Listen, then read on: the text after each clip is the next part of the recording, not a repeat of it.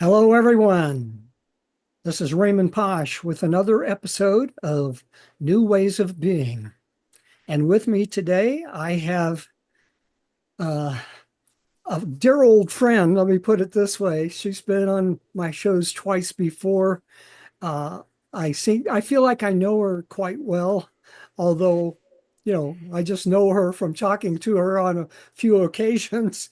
But um, she has a lot to bring to this conversation. My guest today is Swami Nityananda, aka June Ellis. She's told us about that before, and I'll let her explain that again in just a moment.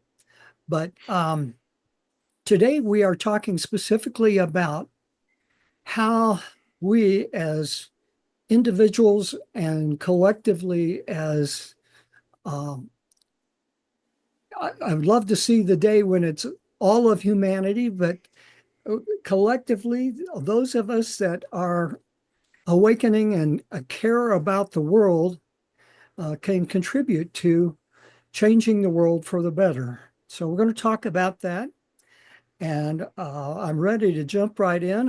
But I'll let Swami uh, tell us a little bit about herself, and then we'll dive into that conversation. So go ahead, and it's good, so good to see you again.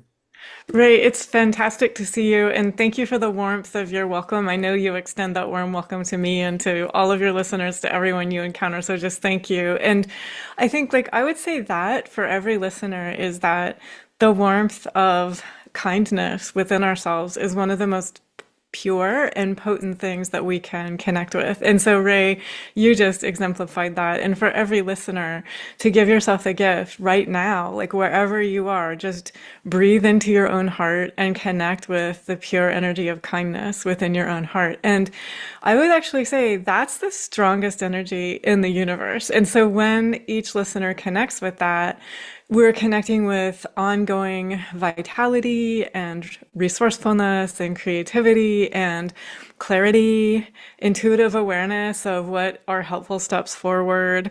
And so just thank you for that. And then for who I am, my name is Swami Nityananda. That's the name my teacher gave me. My teacher was Swami Shankarananda, and he founded our meditation community center in Baltimore, Maryland in 1974. So we've been here for more than 50 years. And before he left the body, before he passed physically, he appointed me as his successor and he consecrated me as Swami Nityananda. And he asked me to carry on teaching. We teach yoga philosophy and we teach meditation. And the reason why that's helpful is it helps let go of stress, calm the mind, lived with more ease and connection. So this is what we were talking about earlier, just back to that connect with the energy of kindness within your own heart. And from moment to moment, that can shift your own energy, your own vibration, and it shifts what's possible right where you are in daily life. You access a different level of connection and you access ingenuity and ideas and connectedness that otherwise would not be present and available in your experience. Well, very good. Thank you so much. And I just always love your energy. And I know um, you just have a way of being that is so lovely and so good to experience and be with. And that's exactly where we're going with this.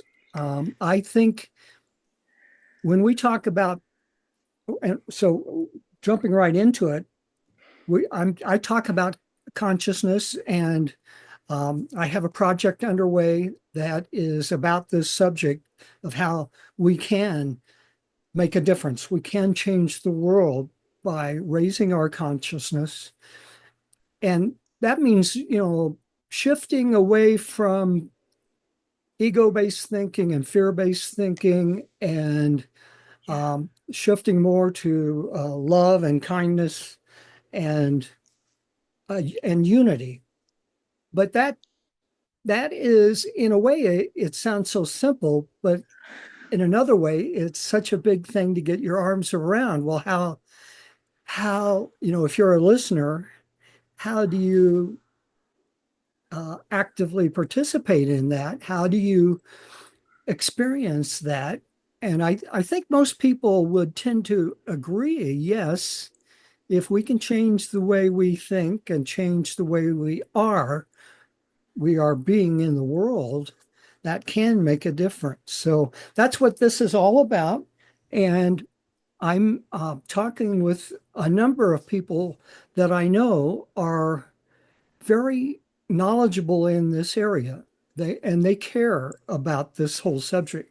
So Swami is definitely in that category, and I've learned from my past conversations with her, my interviews, that she has a lot to say about that subject, and she just made it very clear in what she said already that this is something that is is ultimately simple if we let it be. Is that right?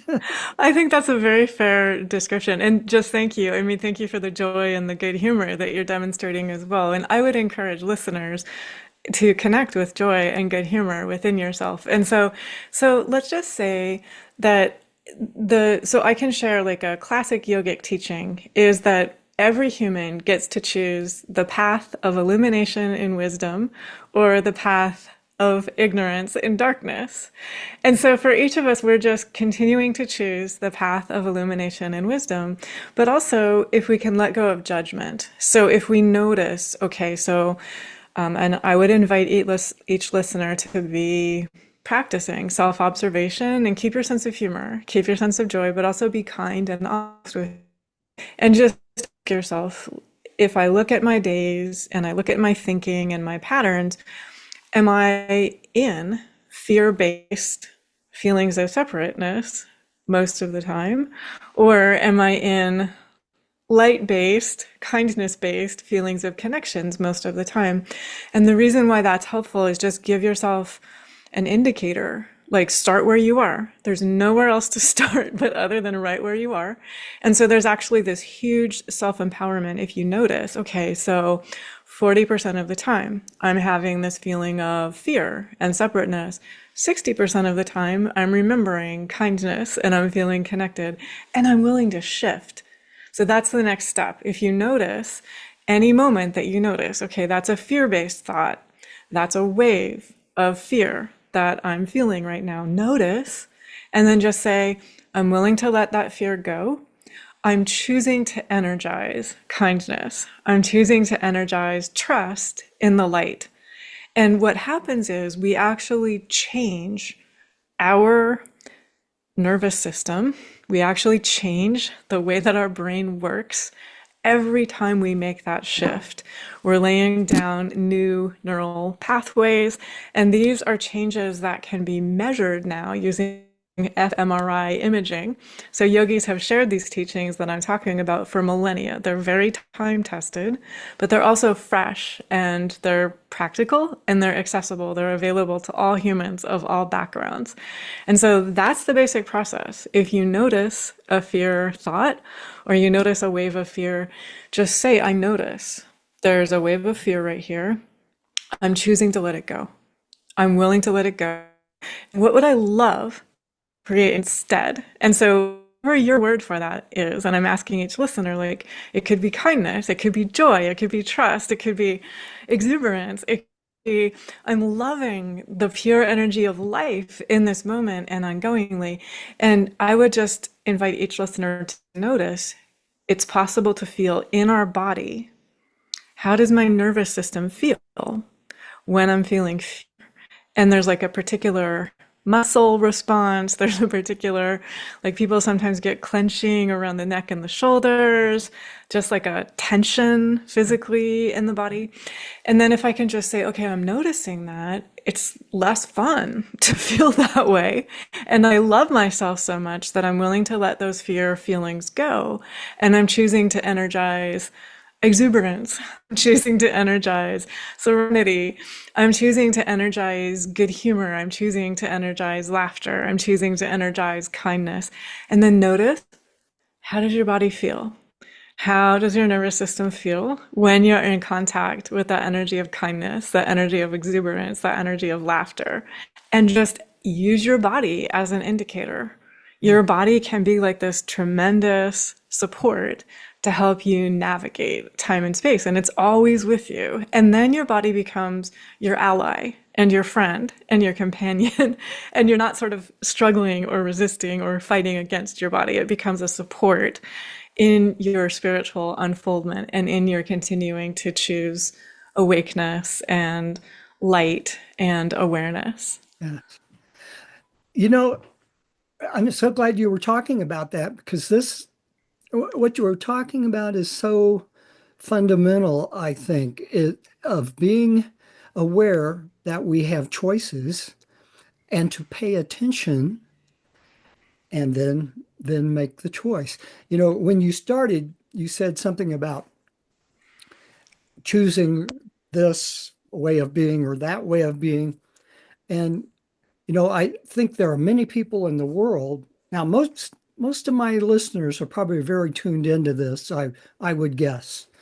But most people in the world really aren't. Most people believe that, I'm behaving like a normal human being. I'm caught up in living life. And that has good things and that has bad things.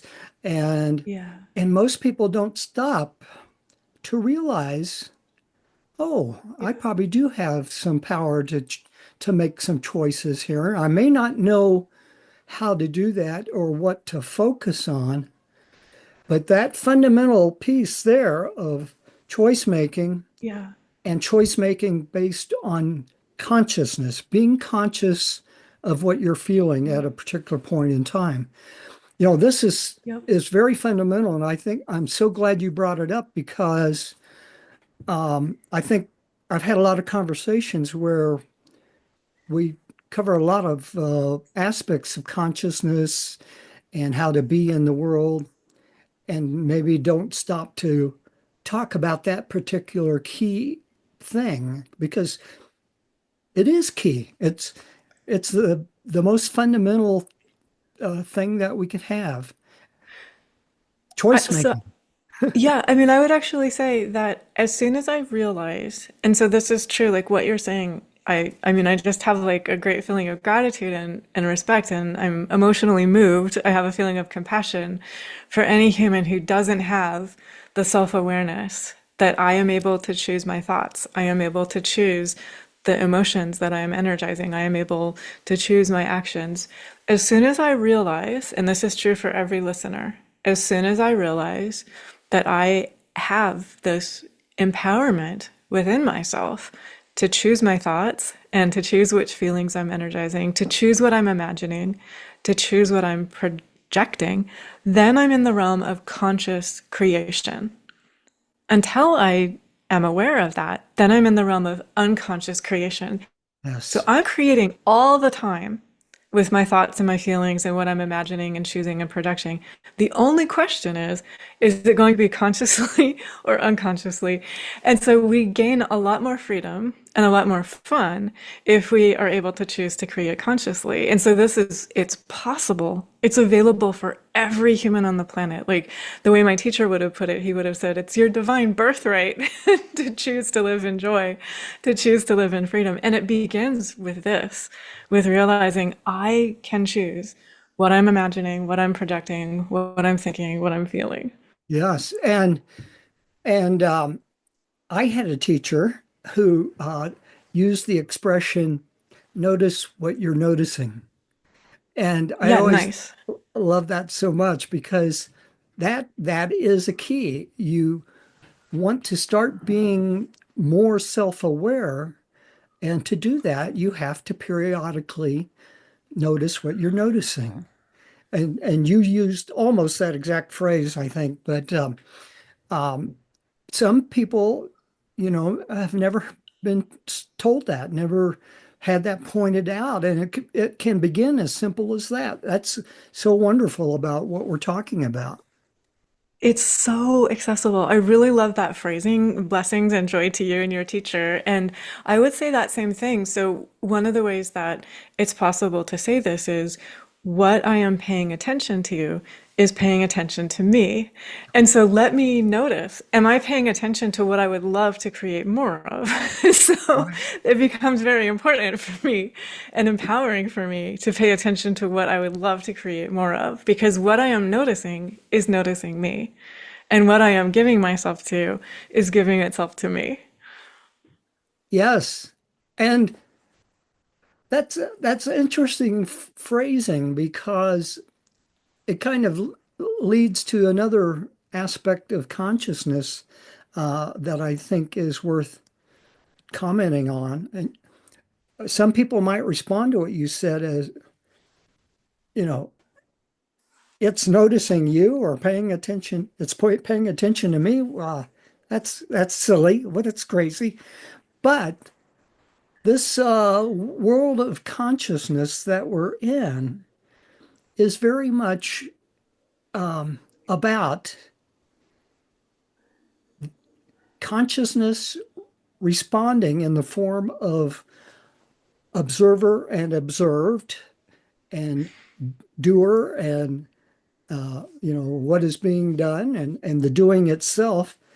And so that might lead into a somewhat deep conversation. I don't necessarily want to go there, but it is absolutely true of what you were saying that the world does respond to us in ways we may not even know. Right. I mean, so I guess that's a thing that I would say, like, if you want kind of a shorthand, whatever I am noticing. So if I am generally, and this would be just like a little indicator a listener could use, am I paying more attention to the goodness and the beauty in my life? The things that I love and appreciate in my life, the ways that I feel joy in my life. Am I feeling love just for being here? That it's just an amazing gift to be here this day? Or am I feeling frustration? Am I feeling lack? Am I coming from this feeling of not enoughness? And what's really interesting is if I come from a feeling of joy and love, then what I'm doing is creating more joy and love. Mhm. And if I come from a feeling of not enoughness unintentionally, then I'm creating more not enoughness. And so for each listener to shift, to give yourself that permission to connect with, how do I feel when I feel connected? How do I feel when I feel joy? And I just give myself permission to come from that energy of joy, come from that energy of connectedness throughout my day. And then right in the midst of my family conversations, my work, my business, my tasks, my daily life, interacting with humans everywhere I am, that feeling of joy and love silently is flowing into everything that I'm creating. And the reverse is true. So if I'm coming from this feeling of not enoughness, then I'll just have like this vague undercurrent of uneasiness and unsettledness. And that is broadcasting silently in all of my tasks and in all of my conversations. And so one of the great gifts that I can give myself each day is before I go out into the day. And this can be like you're lying in bed before you even put your feet on the ground to get out of bed. You just connect with what would I love to feel throughout this day and listen, genuinely listen. Like some days, the heart within you might say peace, and then that's what you connect with. And you allow peace to flow through everything that you do today. Some days it might be cheerfulness, and you allow cheerfulness to flow through everything that you do this day. And if you have that feeling of not enoughness, to practice what we did at the beginning, you say, okay, I'm noticing this feeling of not having enough time, not having enough energy, not having enough resources. I'm willing to let that go. I'm willing to connect with openness to the source of all time, openness to the source of all energy, openness to the source of all resources. And I'm going to allow the source of all time and energy and resources to flow through me and into my day all of my activities, all of my thoughts, all of my words, all of my deeds, I'm just going to be open to this source of time and energy and resources. And so in this way, what I'm doing is I'm allowing the light to pave a pathway throughout my day. And any moment throughout the day, I'm actually able to connect back with that. I'm able to remember, okay, today I connect with peace. Today, I connect with cheerfulness. Today, I connect with the source of all time, all energy, all resources. Yes. Some people, I'm sure, heard what you were saying and said to themselves, that's the law of attraction. And and yes, it is. And I think there are aspects of the law of attraction that are very misunderstood. A lot of people uh, know about it. And, it became a big thing with the book, The Secret. Uh, but, and that was a long time ago now, but maybe have never learned, or have never experienced it working for them. And I've learned a lot of things, even over recent years, about what we're talking about here, because um, you know some people may have the idea that the universe, the way that works, is very mechanical. That they think certain thoughts and get a certain reaction. Well, I would say, in a way, yes, that's totally true. But maybe uh, ultimately we need to have a little deeper understanding than that. I believe that the universe is intelligent. I talk in terms of God or higher infinite intelligence, or whatever people choose to call it. But the universe is alive and is conscious. And one of my teachers said, um, you do not get more of what you want, you get more of who you are. Nice. And that's how the universe Yeah. knows what we want. It's Yeah. what what are you being? It's what you, not even necessarily what you are thinking, but what you are being in the world that is communicating what you want more of.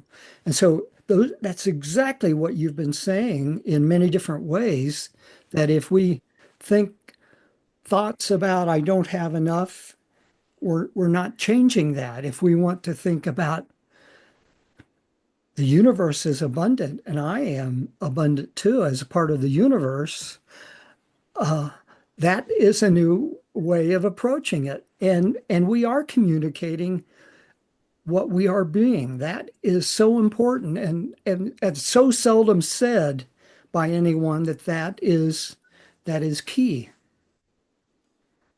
You agree? I really love what you said.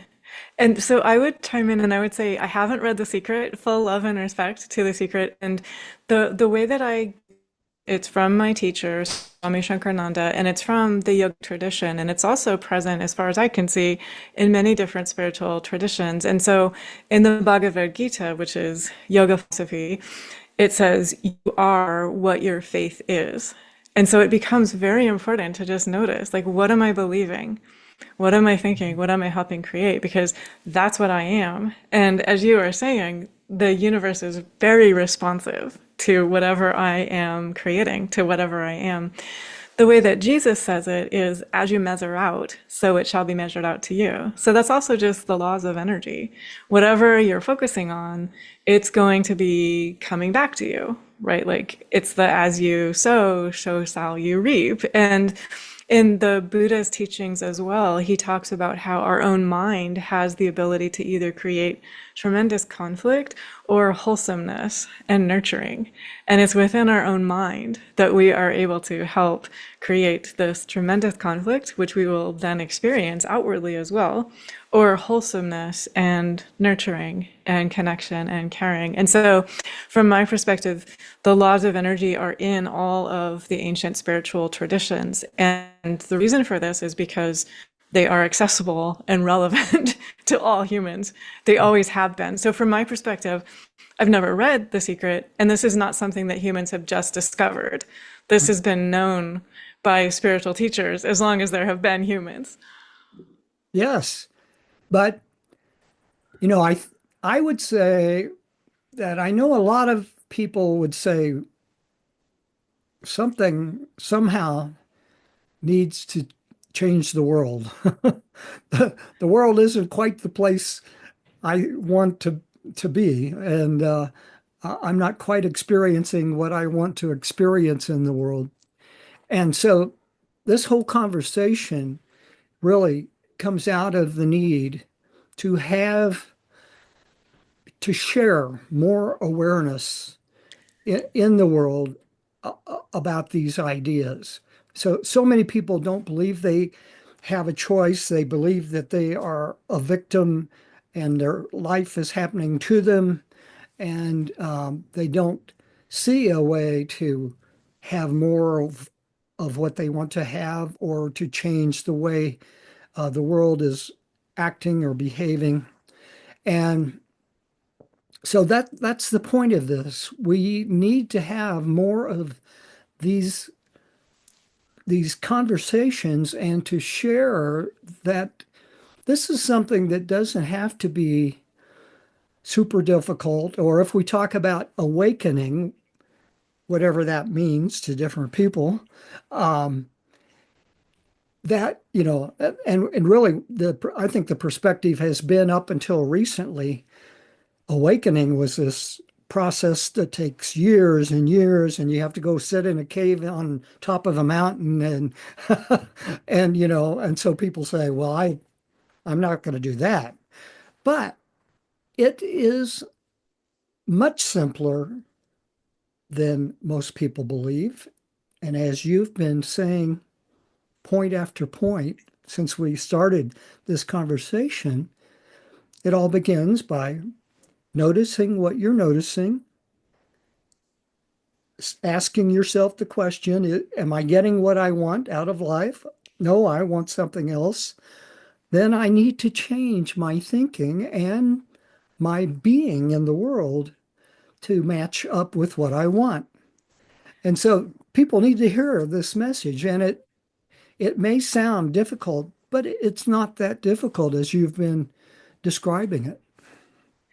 I would say, I mean, so first of all, love and respect for all humans. And we are very brave to be here in embodiment. We're very brave. It's a dynamic, exciting time to be here in this world. And it's a time of great transformation. And so I also just want to acknowledge transformation takes energy. And so for listeners to just notice, like, if you're aware that you are going through transformation, or people you know are going through transformation, or your country or the planet is going through transformation, listen quietly within, practice introspection, and listen quietly within, because it might be that you need like a 5-minute walk, like under a tree. It might be that you need to just give yourself a moment of stillness. It might be that you need to greet a flower that is blooming.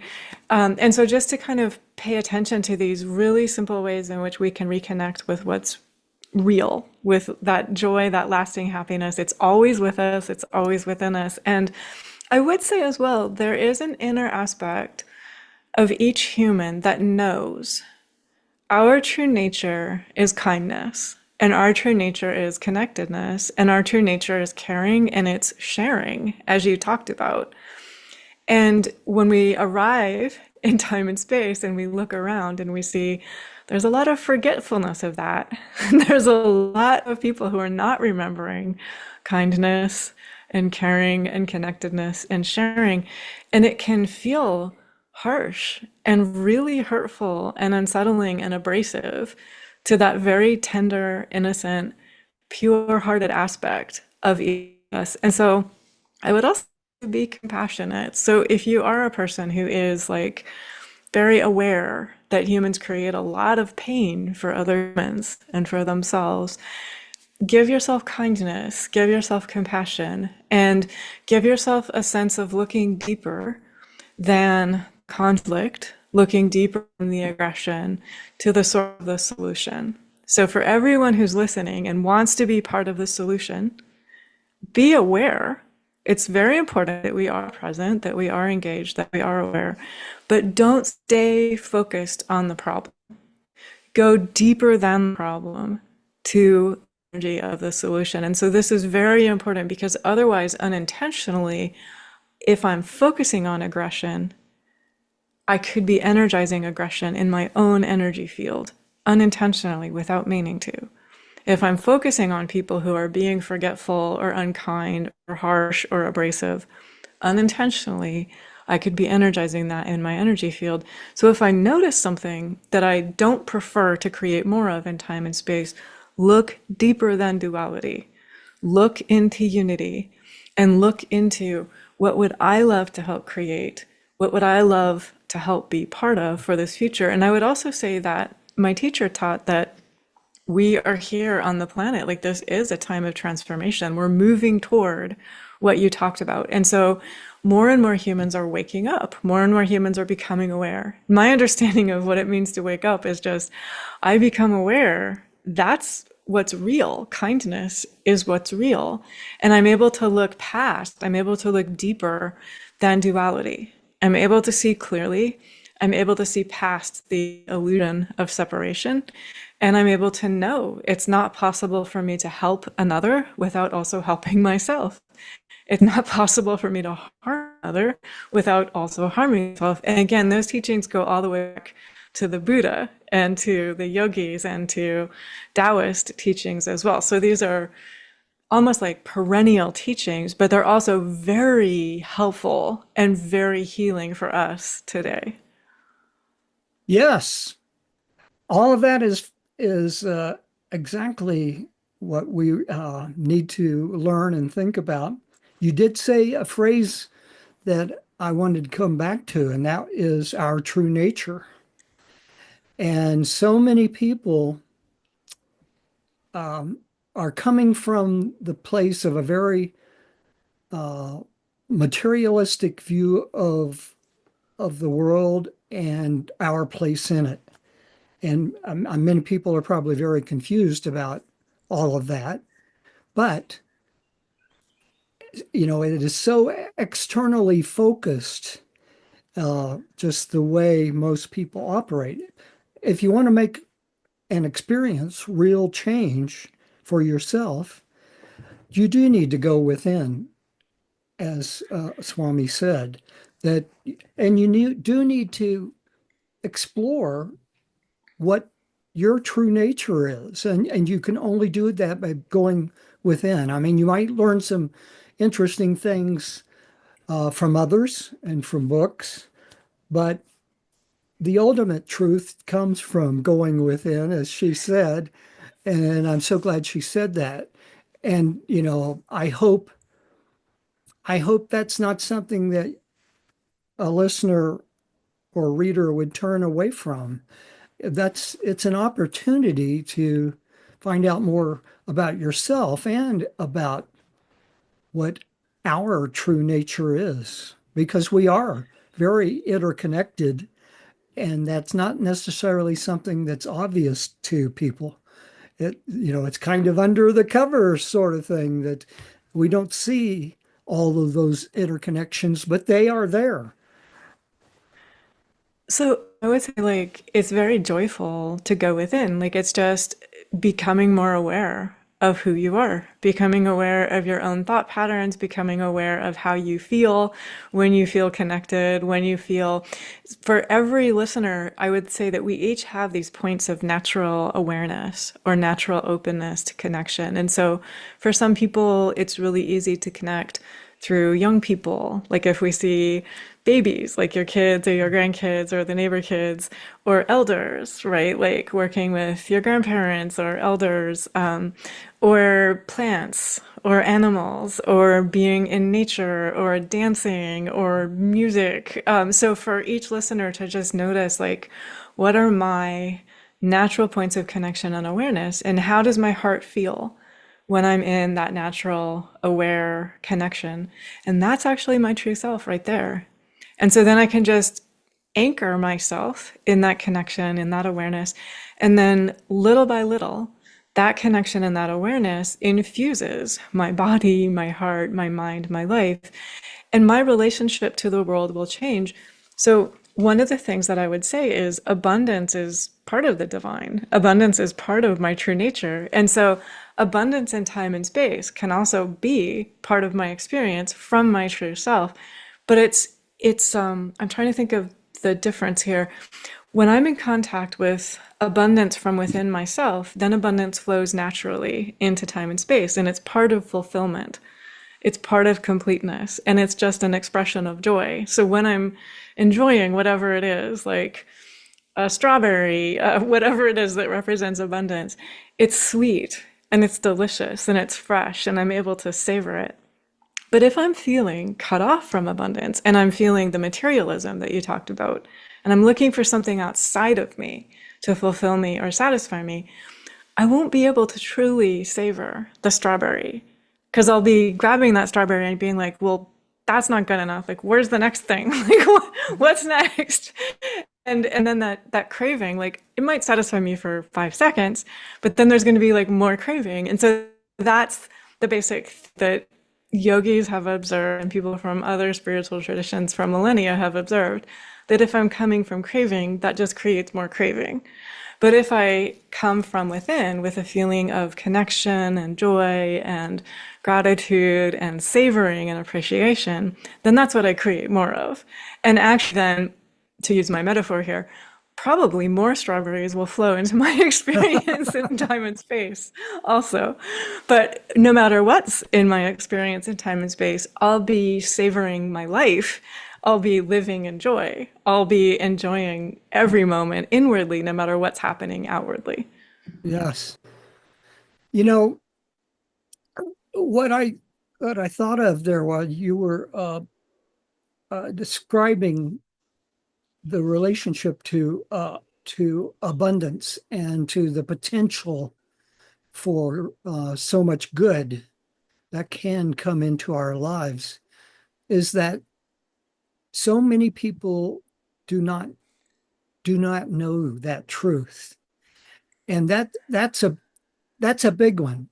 That's very big in that it's important because um, it I kind of I studied spirituality for many years, decades, and you learn different things, and you, there's a tendency to get really caught up in practice, and sometimes it's hard to put together all of the pieces and kind of figure it out.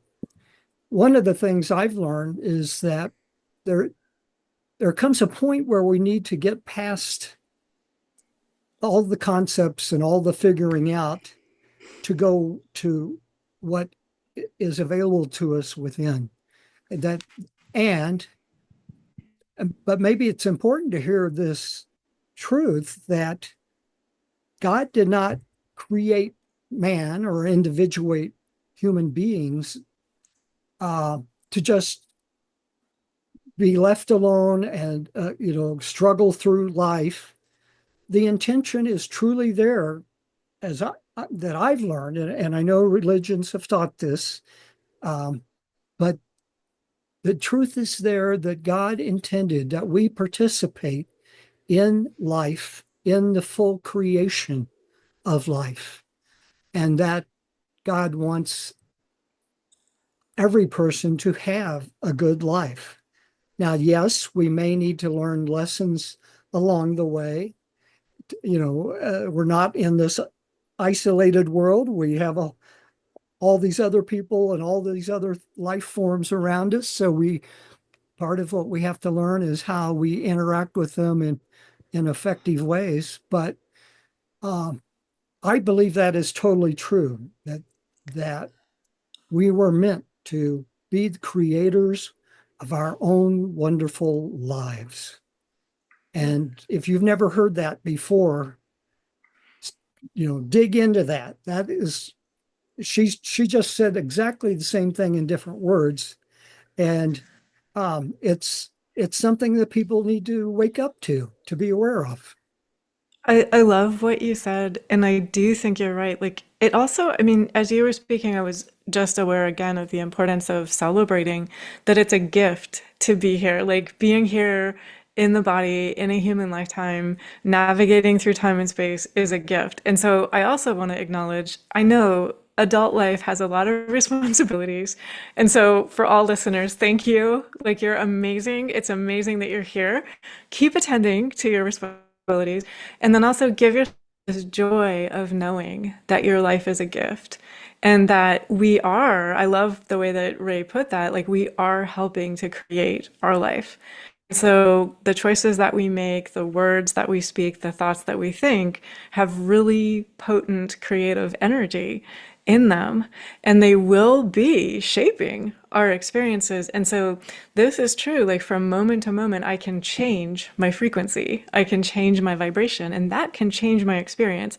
Like it might be that nothing outwardly changes, but all of a sudden I'm living in joy and I'm having this sense of lightheartedness and laughter and curiosity and playfulness, and I'm exploring the beauty of life. And I mean, I can give some very concrete, practical examples, but recently someone said to me, I've lived in this place for 14 years. I'm finally noticing it's so beautiful here. And so they just had an unfoldment that allowed them to be present and to notice they're in the same place. Their awareness changed. Mhm. And all of a sudden now they're noticing and they're feeling like, oh my gosh, this is like paradise to be here. It's such a beautiful place. But nothing changed except their awareness and they're noticing their presence. They're being attentive and responsive to what's already here. That's one example. Another example was someone said to me, and this was a young person who said this to me, I realized I had to change my own negative thinking. And they said when they changed their negative thinking, they were living in the same apartment, they were living in the same city, the same daily routine, and all of a sudden, they started loving their life. They started having fun in the midst of their daily life. And so I think that's one of the key things is like, don't wait until being on vacation to have fun. Give yourself the gift of having fun right in the midst of your daily life. And so, of course, like, keep attending to your tasks and your responsibilities and your relationships, but just bring this curiosity, this joy, this playfulness, this interest, this awe, this respect, this reverence into right where you are. And right where you are, your experience will change. And so it's just by changing my energy, my experience of the world will change. And actually the world will reflect that back to me as well. So silently, your family will benefit as you change your vibration. Silently, your colleagues at work will benefit. If you interact with people on the bus or the subway or the grocery store or just walking down the street, that will be reflected back to you. And so to put this in words, and I would invite listeners to practice this, but generally, if I am moving through life and I have this inner feeling of I'm open to the very best of life, life is really beautiful. That will be reflected back to me. Like generally, strangers will say hi to me for no good reason because I'm just in this energy of I'm open to the goodness and beauty of life. And conversely, if I have my head down and I'm like, I have too much to do, I don't really have time to interact with all these other people, that will pretty much be reflected back to me. And it will be like the same circuit in daily life, like the same walk or the same subway ride or the same moving down the hallway at work. And my experience will dramatically shift. And it's as simple as just inwardly, I'm open. I'm noticing the beauty of life. I'm open to the goodness of life. Also, I would say that has the potential to shift fear. So for anyone who's feeling anxiety about the future, if you just say to yourself and allow yourself to feel this, I trust the goodness of life in this moment and ongoingly. I'm open to the of life in this moment and ongoingly, then what you are helping create into your future is that energy of trust, that energy of goodness, that energy of beauty, that energy of life. Yes, I loved everything you said there. And you didn't say it in these words, but I kind of heard it as your behavior can be self-fulfilling. That's you could it could be good and it could be not so good. It could be boring and it could be just not a happy versus being happy. And celebrating being here, you said, is a beautiful thing. Um, the last time you were on my show, we talked briefly about heaven on earth and Yeah. creating heaven on earth. Yeah. And one of the things I learned along the way about if you want to create heaven on earth as opposed to something else, um, then a way of measuring how you're doing is to periodically check in and say, am I celebrating life? Am I celebrating life every day? Well, what can I do if I'm not? What can I do to change that? Or, how often am I getting up and just dancing or singing for the fun of it because that's what the joy I'm experiencing. So, um, wonderful points. Yes. Is it okay if I chime in? Because I was actually feeling that energy of music and dance even before you named it out loud. And I was just going to say to the listener that this is something we can build in. So say that like I have to do dishes. I can actually put on music and dance while doing dishes. And if I have to sweep the floor, I can put on music Yes. and sing while I'm sweeping the floor. And so it can be integrated in a really playful, fun, joyful way into daily life. And just dancing for like a minute or 2 minutes will shift energy. And so if you've been holding any stiffness or you're feeling stuck in any way, in your own body and your own mind, your own thinking, dance for 2 minutes. Put on music that makes you dance and sing. And like if the music makes you laugh, all the better, right? Because there's some music that makes you laugh and dance at the same time. That's perfect too. Right. You know, I love that. You also said opening or having openness to the best in life. And that's something else that is quite important too. I kind of focus on that word open, being open or opening or um, just being open to new possibilities. But if we go back to where we started, we were talking about choice making and paying attention, but it does help to kind of take that to the next step of being open to new things happening and good things happening, allowing them to happen, or even surrendering to that possibility. Because sometimes we, kind of get in the habit of we think about what we want, and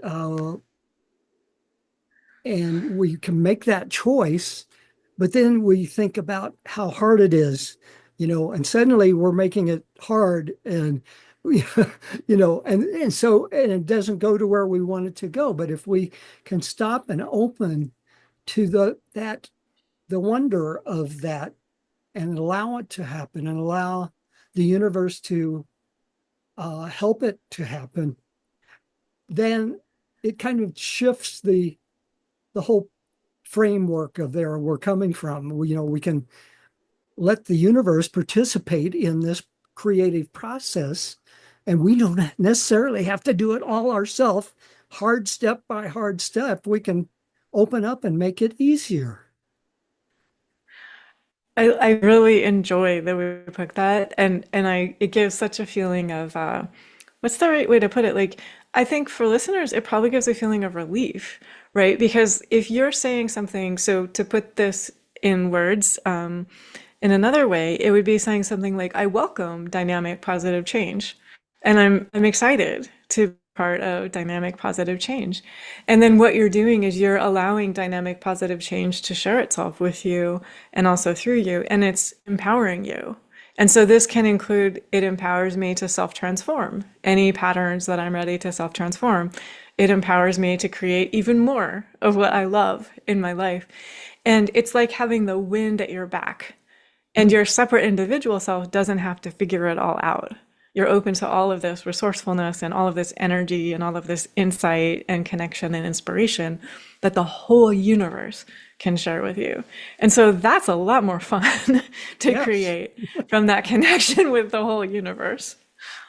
Yes. And that's such a wonderful way to think about it. And I always love your examples. You have really great examples to share, and to that helps get back to the grounded experience instead of just the concepts. But so that's a very good thing, and I need to learn more about doing that. But uh, I lost the train of thought there. You made a point that was significant. I mean, maybe just like I love what you said about I would agree with that. So for any listener, like any idea that you connect with, it could be part of this conversation, it could be your own spiritual ideal, like the if you have an inner goal spiritually that you would love to help energize in your life, you really are connecting with the energy of it. And then you really are opening and allowing that energy to embody through you.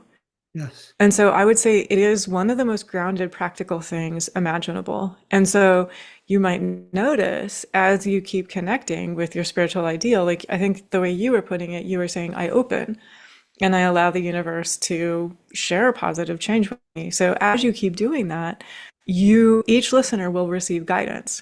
You will receive support, you will receive inspiration. And this is like everything from people receive it in a different way, but like sometimes people like walk into a grocery store, a particular song comes on and they're like, that's the answer to that question that I was just reflecting. Or sometimes people are just guided to a particular podcast conversation that helps them and they're sort of like that's the answer to this question that my heart was just asking. So guidance will unfold, but it's sometimes very practical. Like it might be about eating different kinds of foods that strengthen you, right? And so if you just ask the divine or the universe, whatever your word for it is, your higher self, to guide you to food that strengthen you, because as you connect with the energy of your spiritual, you are changing your physicality. You're changing your brain. You're changing your nervous system. And so it might be that you need more protein. I'm just making that up, right? Some people who are listening might already get enough protein. You might need more greens.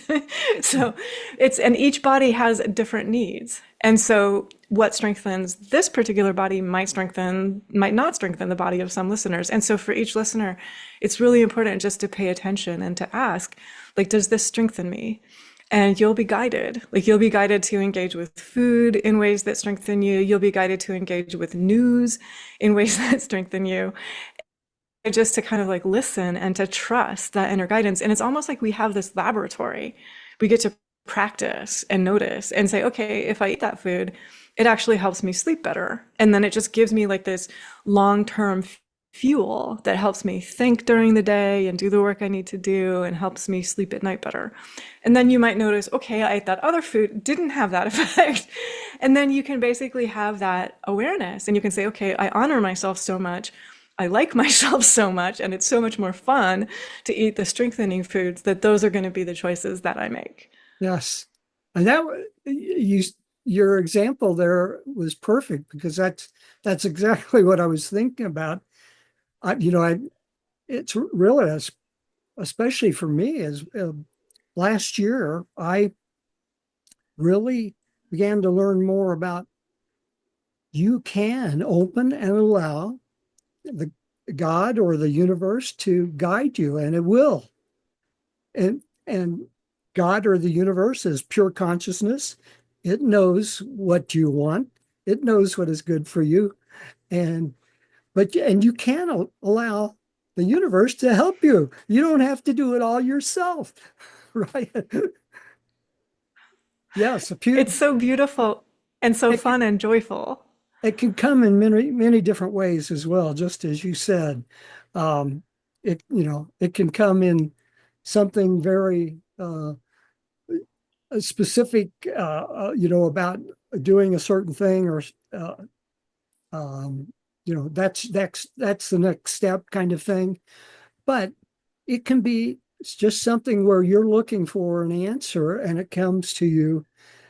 Like you said, it could come from the next song on the radio or many out of many different ways. Something on the billboard on along the highway or something, that message will click for you. And if you know if you were needing to notice that particular thing, you will be guided to do that. I love what you said, and I'm laughing because I'm remembering an example someone told me. They were driving on the Beltway. So everybody knows what it's like to drive on the Beltway, right? Like a lot of traffic, often like very high pressure, high tension. And so this person was driving on the Beltway and they said, "That's it, I give up." And the next car that drove by them in the next lane had a personalized license plate and it said, "Never give up." I'm not Yes. making that up. Like that happened. So Wow. the universe is so responsive and it does not have to take a long time. And so just be open and the more that you're sort of like open and noticing the responsiveness, the more responsiveness will come to you as well. Yes. All right. I'm going to go back to one thing that we touched on already, but you have uh, just such beautiful ways of describing this or explaining it that we have within us much more power, much more. Um, I guess I just say much more than we know, Yeah. because and Yeah. like in terms of if we talk about awakening, I've heard you say before, well, know that you're already awake, just not aware of it. Yeah. And that Yeah. and we are very powerful beings, but almost all of us don't know how powerful we are. We don't, and it takes going within to explore that, but it's always good to hear it from other people as well, of saying, well, pay attention. You may be more awake than you think. You're not starting from ground zero. Um, and there are many ways that we could expand on this, but you've talked about this before and a little bit earlier, but let's spend a little bit more time chatting about that before we're done. Yes, I mean, thank you for your way of putting that. I think it's really important to notice that. And so one thing to say is almost like we all come pre-equipped to wake up. We all come carrying light. We're never disconnected from the light. And so if you want to think of it as like a metaphor is the sun projects into time and space, and each ray of sunlight, it's always connected to the sun. There's never a moment that that sunbeam is disconnected from the sun. And we just forget the connection. And so what we're doing is remembering the connection. And then it's almost like when I remember the connection, then the whole illumination of the sun is able to flow through me. And again, please be clear, this is a metaphor. I'm not literally saying Right, that this is right. the sun, but it's the light of consciousness, the light of pure awareness is, I think, a phrase that you've used, the light of pure consciousness. It's the divine. So we come from the divine. We're individualized expressions of the divine in time and space, always connected to the divine. And what happens is there's like this veil of forgetting. Like we just forget our glory. And so I've been watching kids, like kids have been playing in front of where I live. The weather has been warming up a little, and so they come out and play soccer and they share their toys and they're just delightful. And they are still in that energy of natural connectedness. This is kids like 8 and under. And you can just see, like they haven't forgotten the natural connectedness. And there's a certain point, and I would invite listeners, like, when do you think that you forgot your natural connectedness? Just notice, like, when do you think you forgot your natural connectedness? I think as we get trained into adult thinking and adult behavior, we forget that natural connectedness. So a task for each of us is keep our adult wisdom, perfect, to keep our hard-earned adult wisdom, but reconnect with that childlike. I'm not saying childish, I'm saying childlike. It's that innocent, pure, caring connection, play, sharing. It's true to each of us. It is our true nature. I'm very respectfully aware that some listeners don't feel like they got to have that in their childhood. And so if you are a listener and you don't feel like you got to have that natural, innocent, pure play as a child, it's a gift that you can give yourself. So for any listener, whatever you were not able to receive as a child, give that gift to yourself as an adult. Keep your hard-earned adult wisdom and give yourself whatever your inner child needs. And really it be that you are being a friend to your reaching out, you're embracing. Like I also noticed, like if a kid falls down when they're playing, their parent just holds them, and then quickly the tears stop, right? So you're just doing that for yourself. You're holding yourself. If you need to cry, fine, let the tears blow through, as if it's like a little spring rain. And then you know how that happens after the spring rain, the pollen drops out of the air, and all of a sudden it's fresh, it's Right. it's clear, it's bright. And so for yourself to not be afraid of human emotions, allow yourself to feel what you feel, but also know you're not limited by your human emotions. Just as you let yourself move through them, you'll move to calm, you'll move to equanimity, you'll move to balance, you'll move back to that innocent, playful, caring, aware, curious, inventive, creative self that is always here within each of us. And I'll also say for any listener, it's never too late. So no matter what age you are, and I've seen this happen with people late in life, that they realize, oh, I can connect with my joyful self, even if I haven't felt joy up until this moment that seems like decades into my life.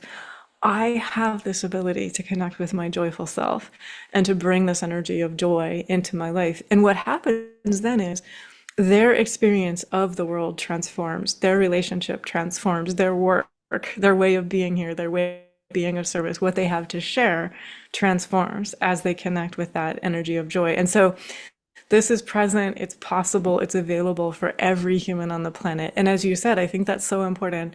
No one is disconnected, no one is judged. No one is not enough. You are enough. You are cared for. You matter. You are noticed. You are very, very valuable intrinsically. And I don't mean value like in terms of money. I mean that you yourself in your own energy are more precious than all the gold and all the silver in all the worlds. That's how amazing you are. And so if you connect with that preciousness in yourself, you're aware of that, you're living in that energy, you can't help but connect with that. It's pure, it's unalloyed, and it's in everyone. There's nothing that they have to do. It's kind of like if you've seen people sit around and look at newborns, and there's nothing that the newborn has to do. They just bask in the newborn exists. It's amazing that it exists. It's like that. It's just basking in you exist. You're amazing that you exist. And then you will connect with that same being in everyone whom you encounter. And certainly your experience of the world changes when you're connecting with that in yourself and others as well. Well, Swami, thank you so much for being on this program and sharing all your delightful wisdom and your just wonderful examples that you use that really help people relate. I think that's so important, and I do believe that I don't consider myself an activist and not getting out and pounding the streets and beating on doors necessarily, but I do think that it is important that we learn, do the exploration to discover who we truly are and to get more in touch with our own feelings and our own level of awareness and begin to make shifts in those to something bigger and better. That way we can change the world. I believe it completely. And um, why don't you go ahead and tell the audience a little bit more about where people can learn more about you and what you do? And Sure. Yeah. And first of all, just thanks and respect and joy, Ray. It's a joy to talk with you. And thank you for the warmth and the brightness that you share with me and with all of your listeners, with everyone that you encounter. And for the listeners, I think it's equally important to say thank you for your warmth and brightness. Like, you have no idea what a difference you make every time you choose to come from that kindness, every time you choose to be generous and present right where you are. It ripples out. It affects hundreds of people, many of whom you might not ever know you are affecting and you are benefiting positively. And so this just makes such a difference every time you choose to shift back to the heart and to listen quietly within and to raise your consciousness, to raise your vibration and your frequency. And it does contribute in ways that it radiates out around the planet. So like the planet is different because we had this conversation. Consciousness is different because we had this conversation. But this is equally true in daily life for every listener. Like every time you have a conversation that's based on kindness and interest and mutual curiosity and joy and sharing well-being, that is changing the world as you do that. And I would also say for each person, Ray, you said that you don't identify as an activist, in full respect. For each person, each listener will be guided from within. Like when you're in contact with this energy of inner guidance, you will know what is the highest way that I can contribute right where I am. And so just keep listening quietly. Like there will be guidance, there will be support, and trust that guidance and support and allow what is highest and best to share through you. And of course, it will share through you and you will have a lot of fun at the same time as well. And so you were asking, where can people find me? So awakeyogameditation.org is the website, and Awake Yoga Meditation is a meditation center. Geographically, we are in Baltimore, Maryland, and it's incredible to meditate in person. So anyone in the area, come meditate in person. We also share meditations online on Tuesdays, Fridays, and Sundays. So you're welcome to hop onto Zoom or onto YouTube. We have a free Substack newsletter, and information on all of these sharings are available at awakeyogameditation.org. We also publish books. And so one of the books we published recently is a book containing teachings by my teacher. And he talks about how the world is experiencing an awakening. And so everything that we see is part of, he calls it like anything that looks like chaos. There's actually a lifting into a higher order that is occurring. And so you can look beyond the chaos to this, there is a kind of new synthesis that is emerging. And I'm sure your listeners will be excited to be part of this new synthesis. But our books are available on our website as well. And that's awakeyogameditation.org. Well, thank you again. This has been a wonderful conversation with Swami Nityananda. We've talked about many things related to consciousness and to changing our own lives for the better, for what we want, and changing the world as we do so. So thank you for being here, and to my audience and to you as well, Swami. Have a great day and a great life.